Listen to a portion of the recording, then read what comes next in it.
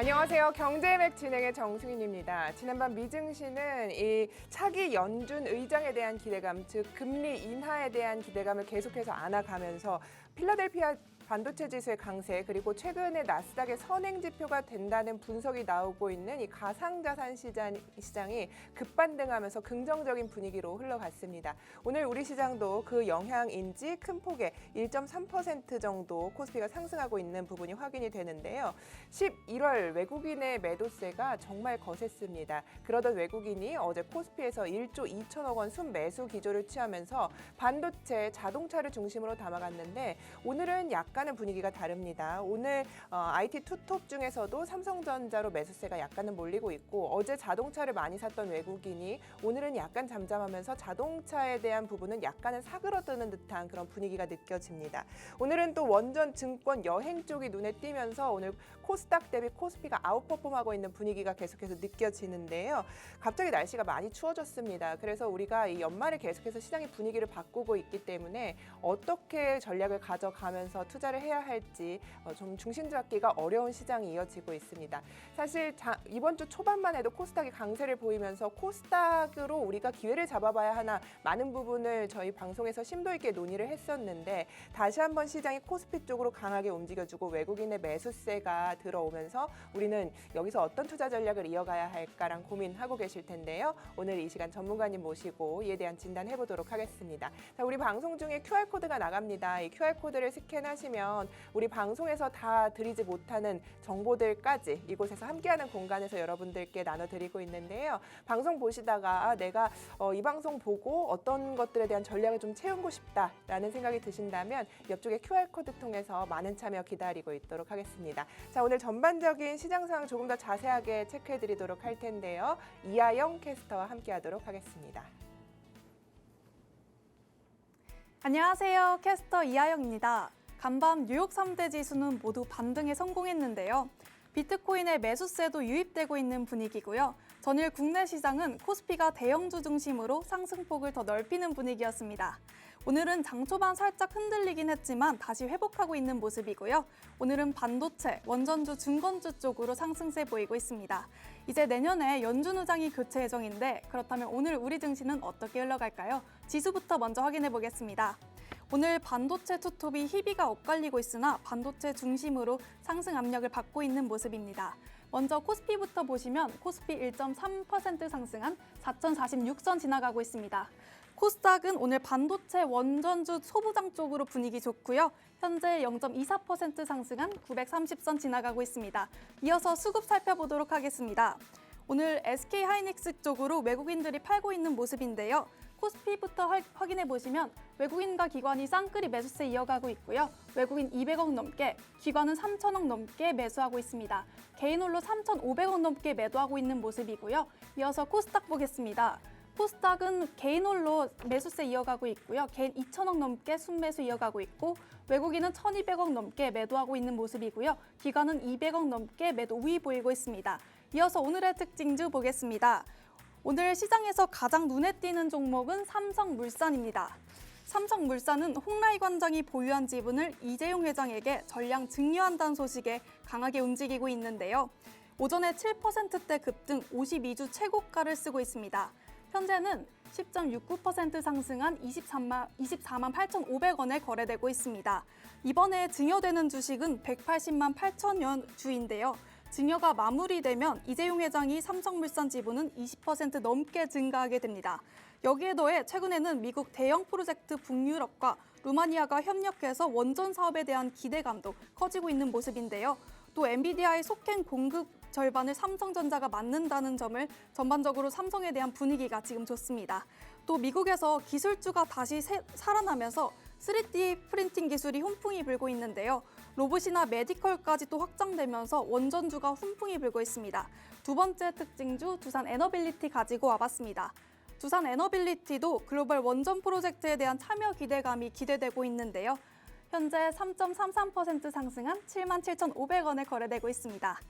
최근 중국과 일본의 위기감이 점점 더 커지고 있죠. 이에 국내에서 반사 수혜를 받는 종목들이 너무 많은데요. 그중에서도 여행주가 강세를 보이고 있습니다. 세 번째 종목 하나투어입니다. 오늘 하나투어는 대규모 자사주 매입 소각을 결정했는데요. 내년 3월까지 396억이 넘는 자가 주식을 전량 소각할 계획인데 여기에 현금 배당 1,200원까지 더해진다고 하니 체크해 보시면 좋을 것 같습니다. 현재 하나투어 4.79% 상승한 49,250원에 거래되고 있습니다. 지금까지 특징주 살펴봤고요.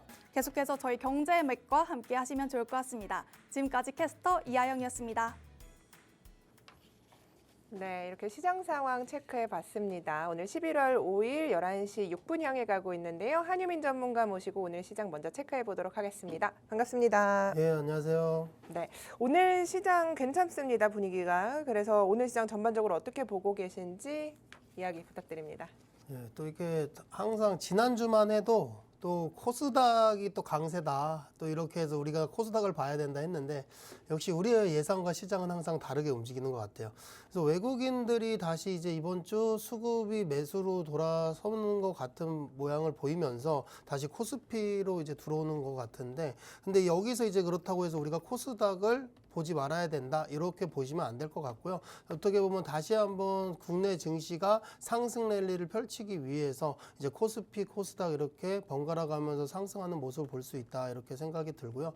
그리고 일단은 기본적으로 외국인이 돌아왔다. 근데 이 매수세가 이제 계속 지속적으로 이어질 것인가를 좀 지켜봐야 될 것 같고 그래서 이제 환율을 좀 체크하면서 외국인 수급 동향을 좀 살피면서 이제 우리가 투자의 이제 전략을 세워야 될 것 같다 이렇게 좀 보고 있습니다. 좋습니다. 자, 우리 기관이 11월은 그래도 받쳐줬는데 12월에 외국인이 다시 돌아왔습니다. 어제 코스피에서 1조 2천억 원 순매수 기조를 보였는데 장 초반 매도 우위를 보이던 외국인이 지금 이 시간 380억 원 정도 매수 우위를 보이면서 다시 한번 돌아서주는 모습을 보여주고 있습니다. 선물 시장에서도 3,500억 원가량 순매수 기조를 보이면서 지금 시가총액 상위 종목들의 흐름도 굉장히 긍정적인데요. 사실 환율이 1,470원대이기 때문에 부담스러운 구간에도 불구하고 오늘 이렇게 매수 기조를 이어가고 있습니다. 자, 그렇다면 우리가 오늘 연속성 측면에서 본다면 외국인이 12월엔 그래도 들어올 것이다 이런 시그널로 봐야 할지 아니면 어떤 시나리오를 써가면서 우리가 좀 투자에 임해야 할지 어떤 생각 갖고 계세요?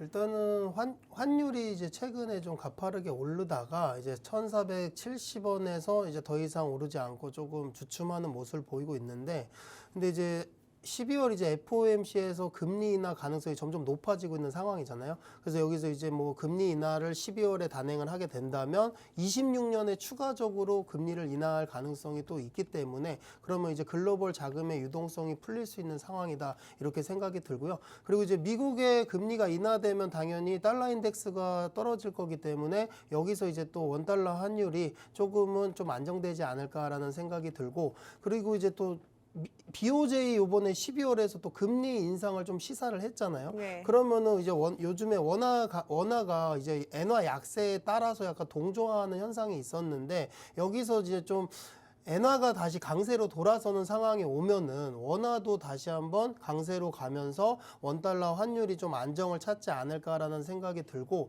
요거에 맞춰서 어제장에서 이제 사실 외국인이 거의 1조 2천억 가까이 순매수를 했거든요. 그래서 이제 또 환율이 안정되는 상황을 좀 예상을 하고 매수가 다시 들어오는 게 아닐까라는 생각을 해볼 수 있을 것 같습니다. 네, BOJ 이야기를 해주셨는데 사실 엔캐리 청산 때 이야기를 하면서 어제 시장이 좀 움츠러드는 영향이었는데 말씀 주신 것처럼 엔화가 강세를 보이면 그래도 원화의 가치가 올라갈 수 있다라는 부분을 언급해 주시긴 했습니다만 사실 이렇게 된다면 엔화 가치가 이렇게 다시 한번 뛰어오르게 된다면 우리 시장 전체는 어쨌든 부담스러운 구간인 건 맞지 않습니까? 주식. 그러니까 예. 일단은 뭐 엔캐리 트레이드 청산에 대한 또 우려가 있죠. 그래가지고 사실상 또 이제 악재로 작용을 할 수도 있었는데 일단은 이제 지금 현재 외국인 포지션 자체가 11월 달에 매도를 많이 했잖아요. 예. 그래서 사실상 지금 들어올 수 있는 현금이 많다고 생각해요. 그만큼 이제 국내 증시로 다시 투입될 수 있는 이제 현금은 이제 대기하고 있다라고 보셔야 될 것 같고, 그리고 이제 일본 같은 경우 뭐 12월에 금리 인상을 한다고 해도 이게 저는 26년에 지속적으로 강하게 인상을 계속 할 수 있는 사이클이라고 좀 보고 있지는 않아요. 그래서 이제 엔캐리 트레이드 청산을 할 거면 뭐 한 1회 금리 인상으로 그게 이제 우려를 깊게 가질 것 같지는 않고 그냥 이제 차라리 지금 현재는 이제 12월 좀 FOMC 금리 인하 가능성에 글로벌 유동성을 좀 더 봐야지 않을까 이렇게 생각을 하고요. 물론 이제 12월에 이제 일본 BOJ에서 금리 인상을 단행하고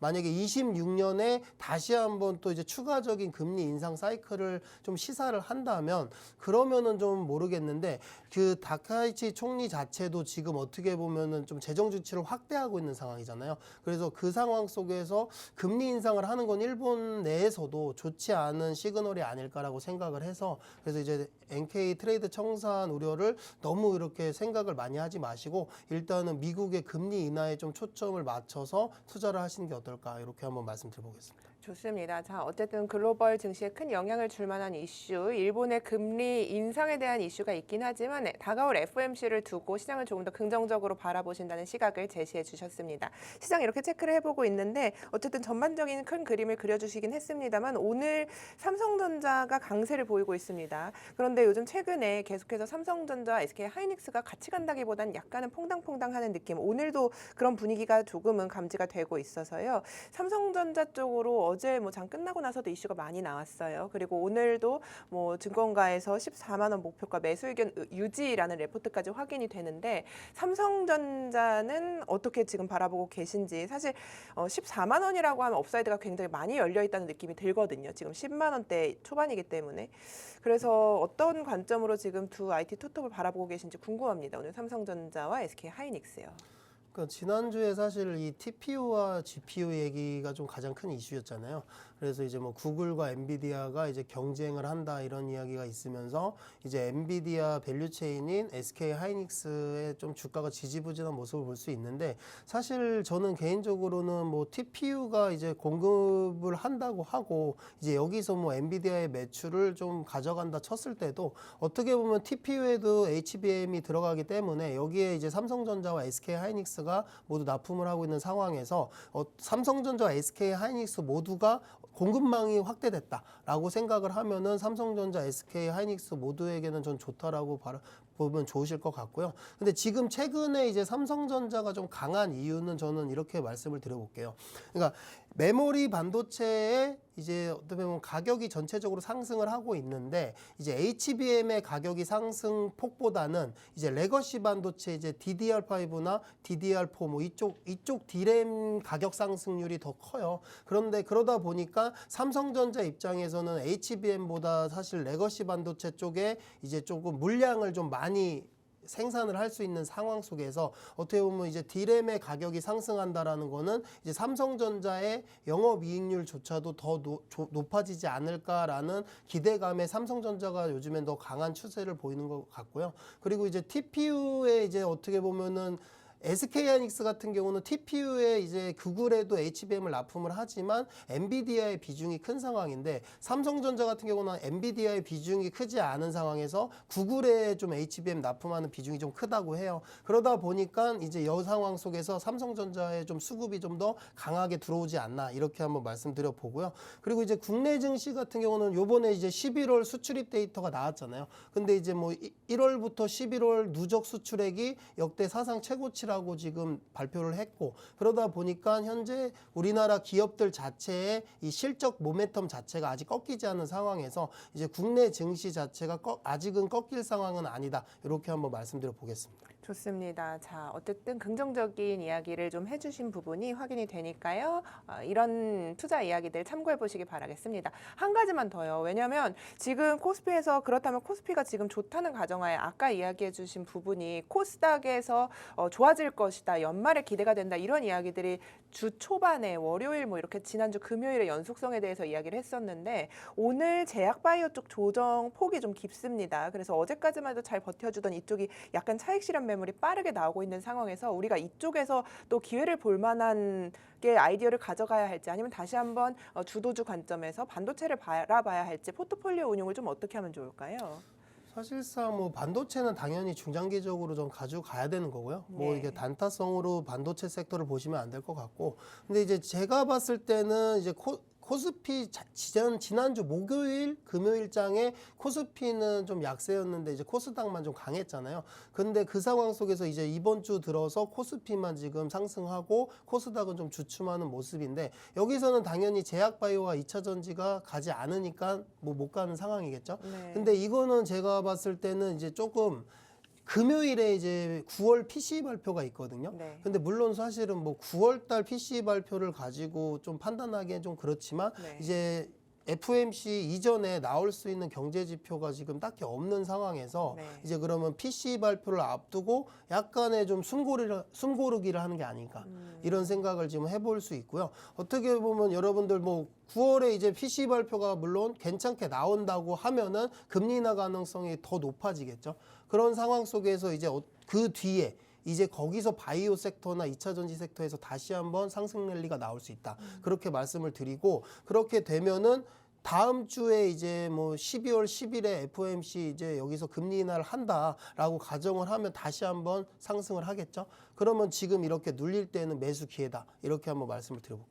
좋습니다. 자, 오늘 반도체 뭐 그래도 모든 종목은 아닙니다만 뭐 온기가 전체적으로 퍼지지 않았습니다만 그래도 반도체에 대한 기대를 시장이 다시 한번 하고 있는 가운데 오늘 제약바이오 쪽에서 어제 이어서 조정이 좀 나오고 있는데 이쪽에서 오늘 기회를 잡아볼 만하다 이런 부분까지 체크를 해주셨으니까요. 끝까지 저희 방송 함께 하시면서 어떻게 우리가 포트폴리오를 운용하면 12월까지 좋은 전략 가져갈 수 있을지 함께 해주시기 바라겠습니다. 자, 그럼 우리 맥점 짚어보면서 조금 더 시장 속으로 깊게 들어가 보도록 하겠습니다. 첫 번째 포인트 원전입니다. 사실 원전이 시장에서 뭐 주도주가 이제는 어렵다라는 관점과 그래도 나중에 반등이 나올 수 있다라는 부분으로 계속해서 엇갈렸는데 한국과 일본 뭐 대미 투자를 한다면 7,500억 원 달러 미국 상무부에서 원전 건설로 이 돈을 제일 먼저 쓰겠다라는 이야기가 나왔어요. 러트닉 미국 상무부 장관의 발언이기 때문에 약간은 더 힘이 실리는 듯한 이 원전 쪽으로 다시 한번 매기가 쏠리는 듯한 어제 뉴욕 증시에서 뉴스케일 파워 굉장히 좋았거든요. 그러면서 오늘 반등이 나오긴 합니다만 생각보다는 그렇게까지 대장들이 막 치고 올라가지는 못하는 분위기라 우리가 어떤 관점으로 바라봐야 할지 궁금합니다. 일단은 그래도 네. 국내 이제 원전 관련 기업들은요 주가가 그래도 그렇게 많이 부러지지는 않았어요. 그러니까 물론 최근에 이제 좀 고점 대비 조정은 있었는데 이제 미증시 이제 미국 기업들에 비하면 조정폭이 깊지 않았어요. 뉴스케일 파워 사실상 고점 뭐 $50 넘어섰다가 지금 뭐 $18까지 내려온 상황이잖아요. 그럼 엄청나게 조정폭이 깊은 것보다 그에 대비해서 우리나라 원전 기업들 뭐 두산에너빌리티나 뭐 BHI 이런 종목들은 그래도 이제 원전에서 대장주라고 말할 수 있는 종목인데 고점 대비 그래도 미국 기업들에 비하면 그렇게 많이 부러지진 않은 상황에서 지금 그래서 이제 탄력이 그렇게 또 강하게 나오진 않는 걸로 보여지고요. 왜냐하면 아직도 사실 물론 실적이나 수주 모멘텀은 있지만 지금 현재 이제 PER이나 PBR을 봤을 때 고밸류인 건 맞아요. 지금 고평가돼 있다라고 말하고 있는 구간이기 때문에 그래서 이제 매수세가 이렇게 강하게 아직은 들어오지는 않는 모습이고 근데 이제 여러분들께서 조금 우리나라 기업들을 살펴보실 때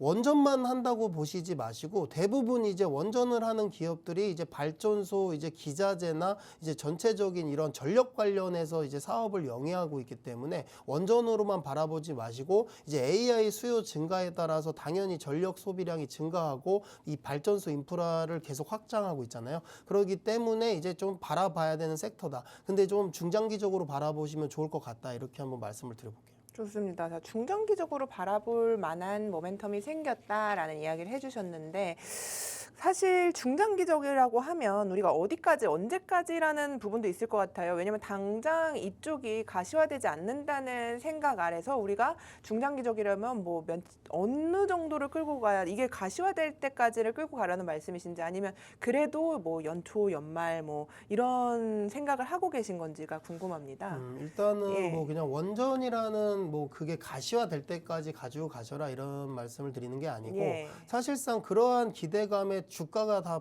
올라갔잖아요. 네. 그렇게 주가에 반영돼 있는 상황인데 저는 개인적으로 봤을 때 AI 거품론이라는 게 최근에 나왔다가 조금 요즘에는 좀 없어졌죠. 수그러들었죠. 네. 근데 이제 이게 구글의 TPU 이제 이게 나오면서 제미나이 3가 이제 호평을 받으면서 AI 거품론이 조금 사그라든 것 같은데 어떻게 보면 지금 전력이든 반도체 뭐 다양한 로봇이든 다 AI에 관련해서 지금 움직이고 있잖아요. 네. 그래서 이 AI 거품론이 다시 부각되면서 이게 정말 AI 거품이다라는 게 이제 확인될 때까지는 네. 계속 꾸준히 지금 AI 수요는 증가를 하고 있잖아요. 그렇기 때문에 이러한 수요가 증가한다는 거는 글로벌 빅테크들이 이제 당연히 투자를 늘리고 캐펙스를 계속 증가하고 있잖아요. 그래서 이제 이러한 것들을 좀 바라보시면서 이제 뭐 어떠한 시점에서 이제 캐펙스를 줄이는 시점이 올 거예요. 네. 그러면 2026년까지는 일단은 저는 좀 보유하고 가시는 게 어떨까 이렇게 말씀을 드리고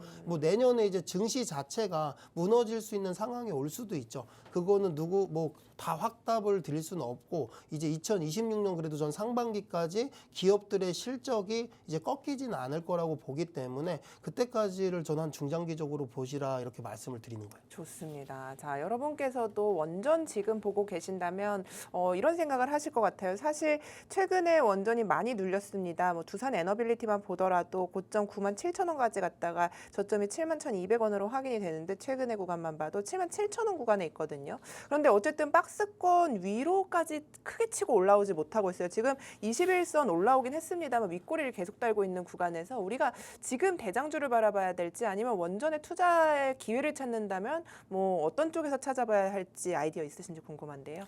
일단은 두산 에너빌리티도 나쁘진 않은데 저는 이제 두산 에너빌리티보다는 BHI가 요즘에 좀 추세가 괜찮아가지고 BHI 보시면 어떨까 이렇게 한번 말씀을 드려보고요. 이 BHI 차트 보시면요. 여기서 바닥을 일단 다졌습니다. 이 종목도 이제 최고점 61,900원을 터치하고 조정이 깊었어요. 근데 이제 4만 원까지 내려온 상황에서 지금 여기 이제 바닥은 체크를 했거든요. 4만 원대에서 바닥을 체크하고 그리고 이제 지금 오늘 장에서 이제 장기 이평선을 돌파를 했죠. 갭상승 출발하면서 120일 이동평균선을 돌파하고 지금 올라간 상황이잖아요. 그러면 여기서 이제 단기 이동평균선이 장기 이동평균선을 돌파하면서 골든크로스가 나온 상황이기 때문에 지금 상황에서도 전 나쁘지 않다고 봐요. 이 120일 이 240일 이동평균선까지 뚫은 상황이거든요. 그런 상황에서 지금 여기서 만약에 밀리지 않고 지지받는다. 그러면은 여기서 이제 전고점인 61,900원 목표가로 잡으시고 그래도 상승 여력이 충분한 상황이거든요. 그래서 이제 지금 오늘장 뭐 48,000원대인데 여기서도 진입 가능하다. 1차적으로 진입하시고 만약에 여기서 또 진입을 했는데 밀린다. 그러면은 최근에 확인한 이 4만 원 구간이 지지 라인이라고 생각을 하시면 여기서 이제 1차적으로 바로 올라갈 상황을 대비해서 1차적으로 공격적으로 진입을 하시고 그리고 이제 막 시장이 흔들려서 밀렸다. 그런 상황 속에서는 4만 원 초반대에서 다시 한번 비중을 확대하는 전략으로 가져가시면 좋을 것 같아요. 아, 좋습니다. 원픽으로 BHI 이야기해 주셨는데 사실 오늘 갭으로 떠서 출발해서 윗꼬리가 길게 달렸습니다만 지금도 48,800원 구간에서 거래가 되고 있는데 가격 밴드까지 좀 이야기를 해 주셨으니까요. 이 부분 참고하셔서 내가 원전 쪽에 관심이 있다 하시는 분들은 투자에 도움 되시길 바라겠습니다. 자, 그리고 우리 방송 중에 다 드리지 못하는 정보들도 아래 QR코드 통해서 계속해서 나가고 있습니다. 한유민 전문가님과 함께 공부하는 공간 준비가 돼 있으니까요. 이쪽으로 오셔서 장중에 내가 대응이 좀 어렵다 하시는 분들이 있으면은 많은 도움 말씀 드리도록 할 테니까요. 참여해 보시기 바라겠습니다. 자, 다음 섹터로 넘어가 보도록 하겠습니다. 이거 하나 더 말씀드리면 안 되나? 돼요? 예. 시청자분들 수익 좀 많이 내라고 또 원전 섹터에서 또 좋은 종목이 있어가지고. 지금 발견하셨나 봐요. 막 이야기하시다가. 원래 그쵸? 이걸 얘기하려고 했는데 네. BHI도 좋아 보여서 네네. BHI를 말씀드렸고 좋아요. 이 S&T 에너지라는 종목인데요. 예. 이 종목도 사실상 최고가를 69,000원을 터치하고 계속 조정이 나왔어요. 근데 이제 뭐 2분기 실적 발표도 어닝 서프라이즈가 나왔고 그리고 이제 3분기에도 실적이 잘 나왔거든요. 근데 이제 실적이 잘 나왔음에도 불구하고 반등 없이 계속 밀린 상황에서 지금 240일 이동평균선을 이탈하려는 모양새를 보이다가 다시 한번 이렇게 반등이 나오면서 오늘장에서 좀 음봉인데 원전 섹터가 강한데도 지금 조정을 받고 있는 이유는 최근에 이제 좀 나홀로 상승했다. 다른 원전 종목들이 이제 좀 상승하지 못하는 상황에서 이제 혼자만 상승을 한 상황에서 오늘장에서 이제 240일 이동평균선을 밀리지 않는 모습인데요. 이 종목 같은 경우도 사실 실적이 탄탄한 종목인데 그냥 시장의 변동성에 밀렸다. 그리고 이제 원전 섹터 자체가 전체적으로 흐름이 안 좋아서 좀 밀렸다라고 보시면 바닥을 지금 다졌다고 봐요. 지금 이제 38,000원대에서 바닥은 다졌고 반등하는 시점이 왔다라고 생각을 하기 때문에 지금 신규 공략하기에는 괜찮은 종목이다 이렇게 말씀을 드리고요. 그리고 1차적으로는 저는 이 종목 같은 경우는 그냥 지금 진입하셔서 여기 이제 좀 55,000원 정도 1차적인 목표가 가져가시고 그리고 이제 2차적으로는 여기서 비중 일부 수익 실현하시고 전 신고가 영역인 69,000원까지 보셔도 되는 종목이다. 이렇게 한번 말씀드려볼게요. 네, 좋습니다. 두 종목 토픽으로 이야기를 해주셨어요. S&T 에너지와 BHI인데 이게 투자 성향에 따라서 좀 차트가 완전히 달라서 바뀔 수 있을 것 같습니다. 그렇죠? 네, 긍정적으로 보시는 부분이 좀 다른 것 같아서요. 전문가님 성향엔 어떤 차트가 더 맞나요, 사실? 저는 사실은 네. 이 시장의 상황에 따라 좀 다르다라고 일단 말씀을 드릴게요. 예. 근데 원래 이제 우리나라 증시가 6월부터 이제 엄청난 상승 랠리를 펼칠 때는 돌파 매매를 하는 게 좋았어요. 네네. 약간 신고가 영역을 쓰고 달려가는 종목을 타서 이제 추가 상승을 바라보는 게 좋았는데 지금 최근에 이제 11월 들어서 조금 주식 시장의 변동성이 좀 깊어지고 좀 다양한 악재들이 좀 아직도 존재를 하잖아요. 그런 상황 속에서 오히려 신고가 영역으로 달려가는 종목을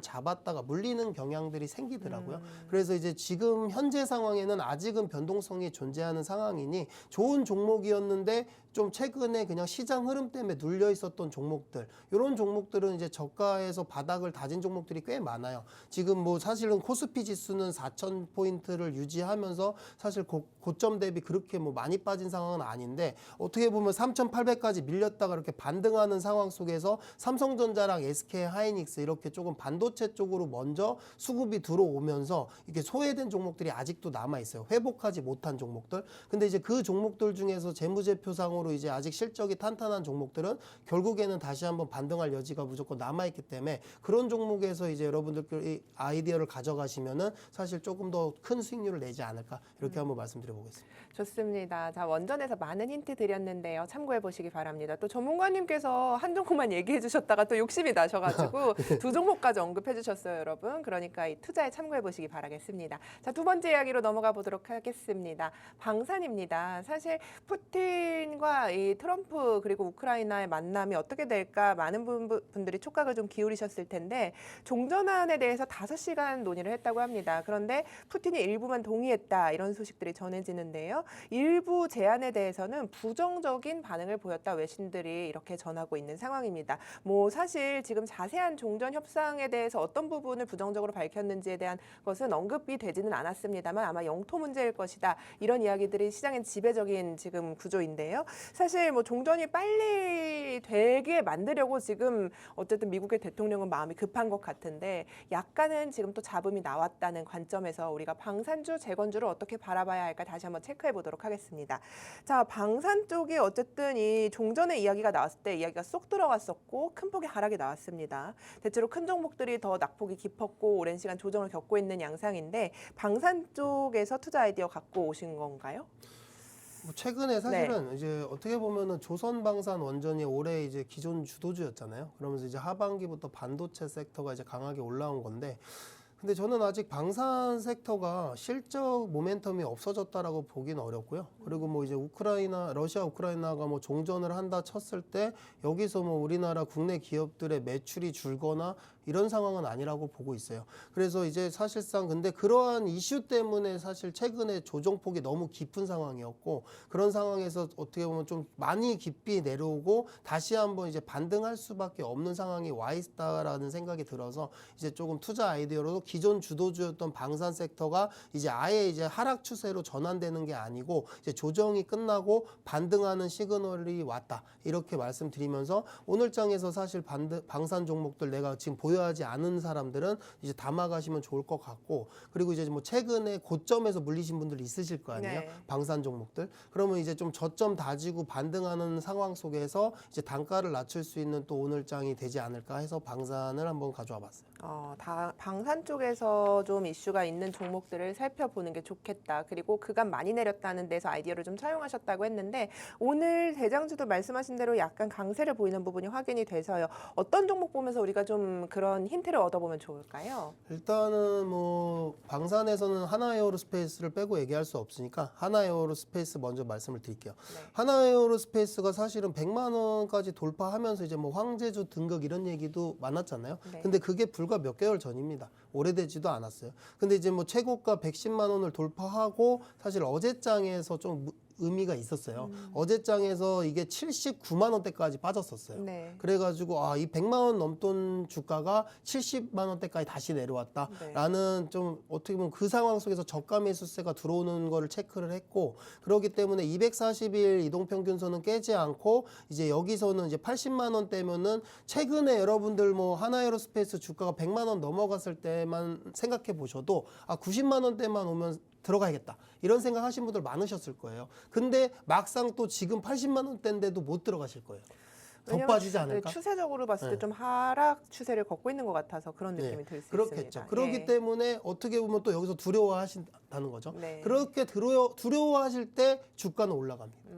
그래서 지금 딱 상황을 봤을 때 물론 많이 빠진 상황에서 이 종목이 다시 뭐 110만 원까지 가겠다라고 제가 말씀을 드리는 게 아니라, 그러면 여기 110만 원대에서 물리신 분들은 어떻게 보면 지금 상황에서 80만 원대로 내려온 상황에서 단가를 낮출 수 있는 기회가 될 수 있다라는 거죠. 그리고 이제 여기서 오늘장에서 보시면 어제장에서는 저가 매수세가 들어오면서 아랫꼬리를 달면서 마감을 했는데 오늘장에서는 다시 한번 양봉이 나오면서 5일 이동평균선을 돌파하려는 모습을 볼 수 있죠. 그럼 이렇게 됐을 때는 다시 매도세가 꺾이고 이제 기관과 외국인 매수가 다시 들어오면은 여기 다시 골든 크로스가 나올 수 있는 상황이에요. 그래서 이제 좀 신규로 접근하기에도 나쁘지 않은 자리라고 말씀을 드리고, 그리고 지금 80만 원대니까 사실상 뭐 전고점까지 목표가를 잡고 이렇게 높게 잡고 가지 마시고 네. 이제 변동성이 있는 장이니까 그냥 한 95만 원에서 100만 원 정도 목표가 잡으시고 신규 접근하시면 나쁘지 않을 것 같고, 그리고 이제 위에서 고점에서 물리신 분들은 네. 이제 다시 한번 80만 원대니까 여기서 단가 낮추시고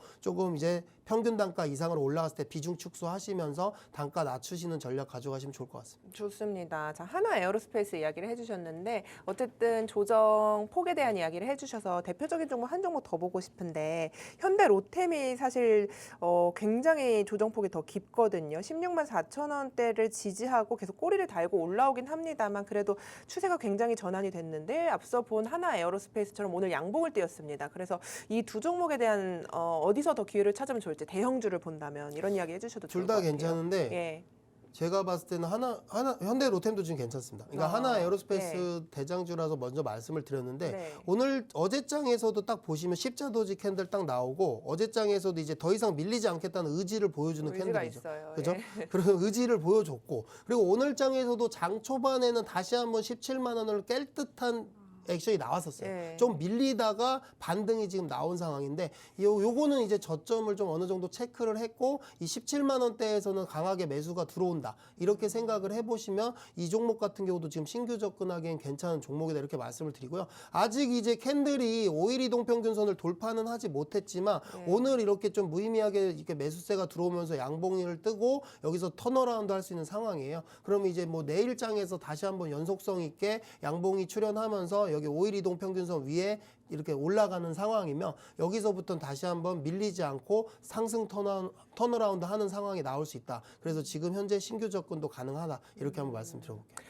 사실 뭐 방산주와 계속해서 재건주가 왔다 갔다 하는 흐름을 보였습니다만 지금 종전을 앞두고 있는 상황에서 어쨌든 그렇다면 재건주에 대한 아이디어를 좀 가져가 봐야 될 텐데 말씀 주신 대로 사실 뭐 방산주가 뭐 전쟁이 끝난다고 해서 우리 기업의 그런 펀더멘털을 훼손할 것은 없지만 이게 시장이라는 게 심리이기 때문에 종전 반전이 되지 않을까 하는 기대감에 재건주들이 많이 올랐다가 지금 오늘은 약간 조정폭이 나오고 있어서요. 그럼 방산과 재건주에 어떤 쪽에 더 힘을 실어주냐 하면 방산주라는 입장이신 거죠. 지금 그래도 투자 그렇죠. 입장에서는. 왜냐하면은 네. 그러니까 물론 뭐 러시아 우크라이나가 종전하면 좋죠. 뭐 세계가 평화로우면 얼마나 좋습니까? 그리고 이제 뭐 우리나라 기업들이 이제 재건을 하러 가는 기업들이 있겠죠. 거기서 수혜를 받는 기업들도 있을 거고. 근데 이제 약간 저는 이 재건주 쪽은 좀 테마성으로 보고 있어요. 왜냐하면은 지금 현재 방산 기업들 자체는 러시아 우크라이나 전쟁을 떠나서 실적이 찍히고 있잖아요. 네. 그러니까 숫자로 말을 해주고 있는 상황이고 앞으로 이제 국방비를 글로벌적으로 다 증가를 하고 있는 상황이기 때문에 방산 같은 경우는 숫자로 말을 해주고 있는 상황이다. 이렇게 말씀을 드리기 때문에 들어가도 괜찮다는 거예요. 근데 이제 이 재건주 같은 경우는 사실 기대감과 이제 뭐 전쟁의 종전 기대감 그러면은 여기서 이제 이 기업들이 가서 또 수주를 받을 수 있을 거라는 기대감뿐이잖아요. 네. 아직 실적으로 나오지를 못했다는 거죠. 네. 그렇기 때문에 실적으로 지금 찍히지 못한 상황 속에서 여기서 내가 그냥 기대감만으로 지금 국내 증시가 지금 상단부에 와 있는 상황에서 이걸 들고 간다라는 거는 저는 조금 위험할 거다라는 말씀을 드리고요. 오히려 이제 이러한 테마성으로 그냥 뭐 좀 종전 합의가 될 것 같다 하는 상황 속에서 또 반등이 나올 수 있겠죠. 재건주 같으면. 그러면 저는 오히려 그때 이제 좀 급등하는 상황 속에서 그냥 일부 수익 실현을 하시고 나오시고 조금 좀 멀리 봤을 때는 그래도 방산 쪽으로 좀 무게를 두는 게 어떨까 저는 이렇게 한번 말씀드려볼게요. 좋습니다. 자, 방산 쪽에 무게를 두는 발언을 또 해주셨으니까요. 여러분께서 투자에 참고해 보시기 바라겠습니다. 자, 다음 섹터 이야기 나눠보도록 하겠습니다. 로봇 이야기 나눠볼 텐데요. 앞서도 이야기를 해주셨어요. 우리가 지금 코스피가 좋은 양상을 보이고 있긴 합니다만 그래도 우리는 코스닥에서도 투자의 기회를 찾아봐야 할 그것이다라는 이야기인데요. 로봇입니다. 다시 시작되는 로봇의 강세 이렇게 적혀 있는데 사실 로봇주들이 뭐 계속해서 어쨌든 시장의 중심에 올라온다기보다는 한 종목 두 종목씩 연달아서 올라오는 그런 시세 체크가 됐었고 오늘은 또 3D 프린트 쪽으로도 좀 엮이는 듯한 느낌이 들어서요. 계속해서 모멘텀들이 붙어주고 있는 상황에서 우리가 로봇 관련주에 대한 투자를 어떻게 이어가면 좋을지 체크해 보도록 하겠습니다.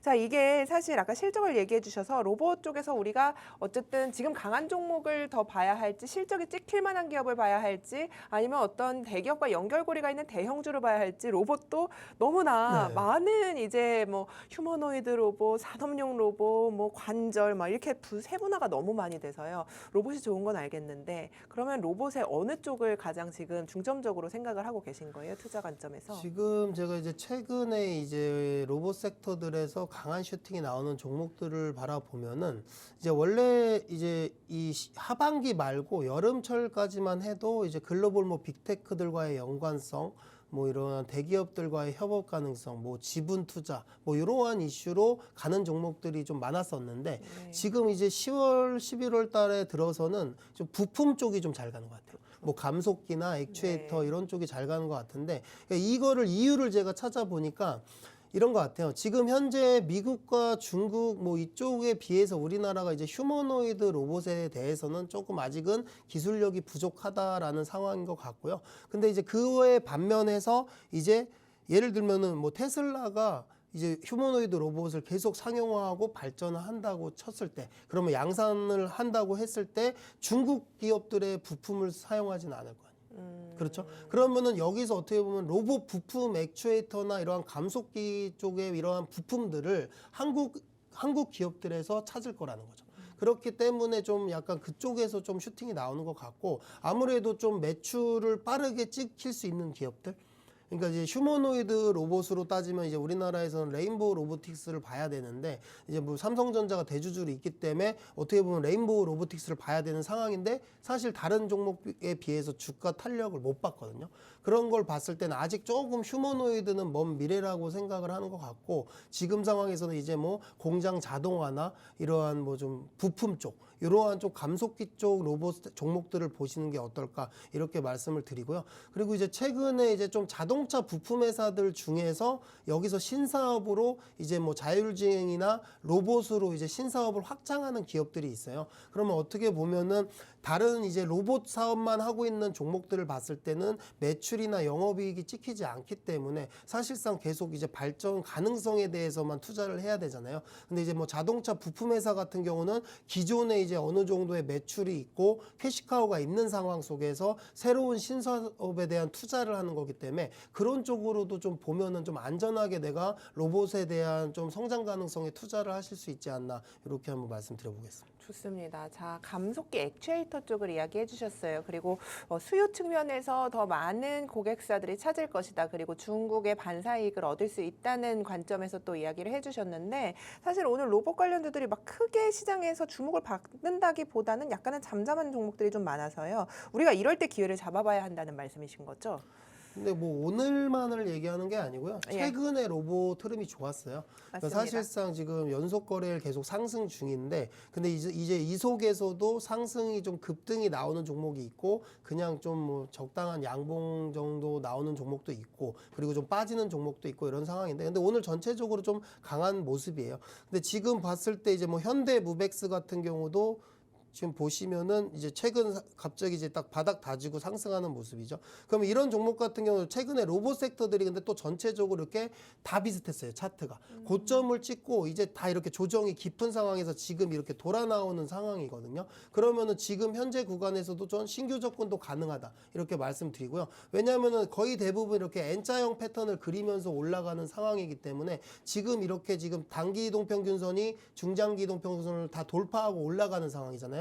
그러면 이 상황 속에서는 여기 전고점을 뚫고 올라갈 수 있는 상황이 나온다라는 거죠. 그럼 여기서 이제 이 전고점이 13,000원 부근을 돌파하고 현대무벡스가 올라갈 수 있는 확률이 높다. 그리고 이제 올라간 다음에 다시 한번 조정을 받고 지지 라인을 체크하고 이렇게 계단식 상승 패턴이 나오겠죠. 그래서 이렇게 현대무벡스 같은 경우도 오늘 장에서 바로 공략하셔도 좋을 것 같고요.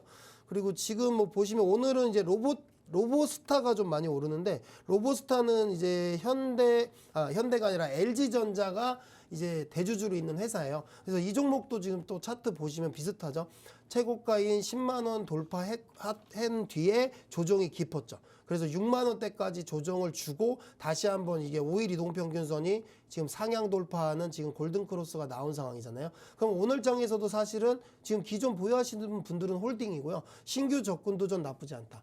여기서 이제 지금 다 뚫었잖아요. 20일 이평선 뭐 다 뚫고 올라가는 상황에서 여기서 10만 원 목표가 잡고 신규 접근도 가능한 종목이다. 이렇게 한번 말씀드립니다.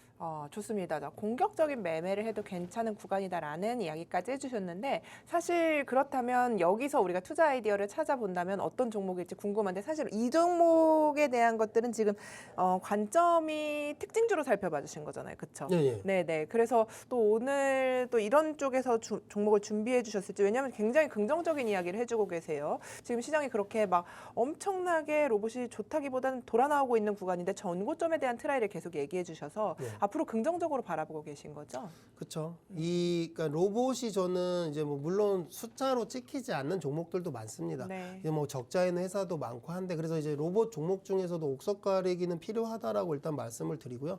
그 중에서 제가 이제 오늘 말씀드린 종목 두 종목 이제 현대무벡스랑 로보스타 같은 경우는 이제 현대차그룹과 이제 LG전자에 어떻게 보면은 협업을 하고 있는 상황이잖아요. 네. 그래서 이제 대기업이 붙어 있는 상황 속에서 이 종목들은 이제 대기업들이 로봇 투자를 계속 확대하는 상황 속에서 이제 저는 추가적으로 상승 여력은 충분히 남아 있다라고 보이고, 그래서 이제 두 종목은 괜찮다. 그리고 이제 뭐 액추에이터나 감속기 종목을 제가 아까 말씀드렸었는데 그 종목 중에서 제가 오늘 히든 종목을 가져왔습니다. 이게 실적도 탄탄한데 신사업으로 로봇까지 가져갈 수 있는 종목. 네. 그런 종목을 좀 안전하고 이제 성장 모멘텀까지 있는 종목을 제가 히든 종목으로 가져왔으니까요. 이따가 한번 들어보시면 좋을 것 같아요. 좋습니다. 자, 오늘 로봇에 대한 기대감을 많이 언급을 해주셨는데 이에 대한 히든 종목 준비했다고 합니다. 옆쪽에 QR코드 통해서 우리 방송에서 종목명은 공개해드리지 않기 때문에 방송 끝나고 들어오셔서 히든 종목에 대한 힌트도 많이 가져가시기 바랍니다. 힌트라기보다는 여기서는 종목명과 함께 어떻게 매수 매도하면 좋을지까지 상세하게 알려드리니까요. 들어와 보시기 바랍니다. 자, 히든 종목 그래서 이야기를 해주셨는데 어떤 종목일지 힌트를 주시면 좋을 것 같아요. 좀 많이 지금 로봇 섹터 이야기를 드리면서 말씀을 이미 많이 드렸습니다. 이제 로봇 최근에 이제 우리나라 로봇 섹터 중에서 좀 잘 가는 슈팅이 크게 나오는 종목들을 보면요. 그냥 원래는 기존 사업이 자동차 부품 회사를 하는 사업을 하고 있었는데 여기서 이제 좀 휴머노이드 로봇 부품, 감속기나 액추에이터 쪽으로 사업을 확장하면서 여기서 이제 로봇 섹터로 분류되면서 좀 강하게 슈팅 나온 종목들이 많아요. 뭐 이제 한라캐스트나 사면 이런 맞아요. 종목들이 좀 네. 강한 슈팅이 나왔었잖아요. 그래서 이제 좀 이런 종목들은 왜냐하면은 이 기존에 이제 매출이 찍히고 실적이 있는 상황에서 돈 캐시카우가 지금 존재하는 상황 속에서 새로운 로봇 사업으로서의 발전 가능성에 이제 또 주가가 거기서 이제 또 밸류를 받는 거기 때문에 그래서 조금 기존의 적자를 보는 로봇 회사들보다는 조금 더 안전하게 가져갈 수 있는 종목이다. 그래서 지금 오늘 가져온 히든 종목도 제가 지금 말씀드린 종목들과 좀 비슷한 지금 움직임을 보이는 회사여가지고 네. 유망한 종목이다 이렇게 한번 말씀드려볼게요. 좋습니다. 차트 한번 보여줄 수 있으세요? 차트 한번 볼까요? 일단 이 종목이 네. 뭐 하는 회사인지부터 말씀을 드리고 예. 일단 오늘 히든 종목은요 제가 이제 자료를 준비해 왔는데 그러니까 기존에는 이제 자동차 셋이나 제동, 조향 이 중심의 글로벌 자동차 부품을 공급하는 회사였어요. 그런데 이제 그런 회사였는데 지금 이제 최근에 이제 뭐 자율주행용 소프트웨어나 제어기 등 미래차 핵심 솔루션을 개발을 하고 있고요. 그런 다음에 이제 차량 제어 기술을 바탕으로 로봇 액추에이터 사업을 지금 신사업으로 추진을 하고 있는 상황이에요. 그래서 이제 뭐 차량용 액추에이터 기술이 경쟁력이 너무 좋은 회사이기 때문에 앞으로 이제 휴머노이드 사업에 진출을 했을 시에 저는 이제 글로벌적으로도 경쟁력이 있는 회사다 이렇게 말씀을 드리고요. 그리고 이게 딱 실적을 보시면 만약에 이 회사가 자동차 부품 회사가 아니라 로봇 회사라고 가정을 해본다면 지금 이 매출 성장이나 실적을 봤을 때 탄탄한 재무 구조를 갖고 있는 회사잖아요. 그래서 지금 꾸준히 우상향하고 있죠. 영업이익과 매출도 우상향하고 있고 당기순이익도 우상향을 하고 있는 상황 속에서 지금 현재 뭐 PER 자체도 높지 않습니다. 근데 뭐 사실 로봇 종목들한테 PER을 얘기하기는 좀 뭐하지만 이 기존의 자동차 부품 회사였기 때문에 이제 저PER인 상황에서 여기서 신사업으로 로봇 종목, 로봇 섹터까지 만약에 사업을 영위한다. 이렇게 됐을 때 이 종목이 이제 로봇으로 분류된다면 여기서 오히려 주가 탄력은 더 강하게 나올 수 있다. 이렇게 한번 말씀드리고요. 그리고 이 차트를 한번 보시면요. 제가 이거 주봉 차트를 가져왔어요. 일봉 차트는 최근에 좀 상승 흐름이 좋은 종목인데 이 주봉 차트를 보시면 저는 이 종목이 이제 여기서 55,000원을 돌파하고 이 저항선을 돌파하면 여기 신고가 영역인 89,000원까지는 무난하게 돌파할 수 있는 종목이다. 이렇게 말씀을 드리고요. 그러면 아직도 이제 상승 여력이 많이 남아있죠. 이 폭이 많이 남아있는 상황에서 지금 공략해도 괜찮다. 이렇게 말씀드리면서 이 종목, 히든 종목, 종목명 알고 싶으신 분들은 하단 QR코드 인식하고 들어오시면 종목명하고 공략 타점, 가격 라인 다 제시해 드리겠습니다. 좋습니다. 자, 여러분 히든 종목에 대한 힌트는 아래 하단에 나가고 있는 QR코드 통해서 받아보실 수 있으니까요. 이 부분 참고하셔서 오늘 장에서 내가 로봇으로 한번 수익 내보고 싶다 하시는 분들은 우리 한유민 전문가님과 함께 하시면서 좋은 수익 만들어 가시길 바라겠습니다. 자, 오늘 오후장을 좀 살펴보자면 우리가 오후장 어디에 집중을 해야 될까 이야기를 좀 나눠봐야 될 것 같아요. 외국인이 매수를 늘리면서 지금 이 시간 뭐 현물에서 1,145억 원가량 물량을 담아가고 있습니다. 그래서 우리가 오후에는 조금 더 공격적으로 투자를 해도 될지 아니라면 뭐 코스닥에서 지금 눌리고 있는 쪽에서 좀 투자 아이디어를 길목에서 잡아봐야 할지 고민이 되는 구간인데요. 어떤 투자 아이디어 갖고 계세요, 오후에는? 저는 일단은 조금 코스닥 쪽을 보시는 게 나쁘지 않다라고 말씀드리고요. 네. 그리고 이제 뭐 반도체 소부장도 오늘 뭐 오르는 종목도 있지만 또 밀리는 종목들도 있잖아요. 그래서 뭐 밀리는 종목 중에 내가 기존에 이제 담아가고 싶었던 종목인데 오늘장 조정 구간이 나오는 종목들 담아가셔도 좋을 것 같고요. 그리고 뭐 제약바이오 같은 경우도 사실 오늘 좀 조정을 받고 있는데 여기서도 사실 우리가 투자 아이디어를 찾을 수 있어요. 그러면은 12월 FOMC에서 금리를 인하할 경우 사실상 제약바이오 섹터에서 강한 반등이 나올 수 있기 때문에 눌렸을 때는 분할 매수 관점으로 담아가셔도 좋을 것 같다. 이렇게 말씀을 드리고요. 오늘 이제 제약바이오 섹터 중에서 여러분들께 좀 바로 공략 가능한 종목 말씀드리면요. 올릭스라는 종목입니다. 이 올릭스라는 종목 최근 흐름을 보시면 여기 지금 30일 이동평균선에서 지지받고 반등하는 모습을 볼 수 있는데 오늘 장에서 지금 한 4%대 음봉 나오면서 30일 이동평균선에 걸려 있는 상황이에요. 그래서 이제 이 상황 속에서 오늘 장에서 이제 들어가셔서 이제 어떻게 보면은 금요일 장에서 이제 PC 발표 나오고 다음 주 월요일에 또 다시 한번 이제 금리 인하 가능성이 높아진다면 이 바이오 쪽에 다시 한번 수급이 강하게 들어올 수 있거든요. 그래서 이제 이번 주에 이러한 눌리는 자리는 기회다. 매수 기회다라고 말씀드리면서 오늘 올릭스 괜찮은 자리다. 지금 현재가에서도 바로 공략 들어가도 좋은 자리다. 이렇게 한번 말씀드려보겠습니다. 좋습니다. 히든 종목도 준비하시고 오후장에 어떤 종목으로 우리가 승부를 보면 좋을지 그러니까 뭐 오후장 단기간이 아니라 지금 자리에서 어떤 종목이 괜찮은지까지 체크를 해드렸으니까요. 이 부분 참고해 보시기 바라겠습니다. 자, 오늘 지금 시장이 뭐 나쁘지 않게 흘러가고 있습니다만 어쨌든 외국인이 순매수 기조로 1,225억 원까지 늘려가고 있고 기관도 3,542억 원 물량을 담아가면서 지금 1.7%의 상승이 집계가 되고 있습니다. 4,037포인트에서 시장이 거래되고 있고요. 코스닥은 음봉으로 전환이 됐네요. 0.04% 소폭의 조정을 받고 있습니다만 외국인과 기관이 코스닥에서 오늘 모두 차익 실현을 하는 부분이 확인이 되기 때문에 약간은 압력을 받고 있는 부분이 확인이 되는데요. 큰 폭의 조정세는 아니기 때문에 오늘 여기서 우리가 투자 아이디어를 좀 찾아보면 좋겠다. 쉴 때 담아갈 종목들까지 저희가 엄선을 해봤습니다. 마지막으로 옆쪽에 QR코드 으셔서 히든 종목까지 꼭 체크해 보시기 바라겠습니다. 저희가 준비한 소식은 여기까지입니다. 본 방송에서 제공하는 투자 정보는 투자 판단에 대한 조언일 뿐 해당 종목의 가치 상승 하락을 보장하지는 않습니다. 오후장도 우리 팍스경제TV와 함께 계속해서 성공 투자 이어가시길 바라겠습니다. 저희는 내일도 오전 11시에 찾아뵙도록 하겠습니다. 시청해 주신 여러분 진심으로 고맙습니다.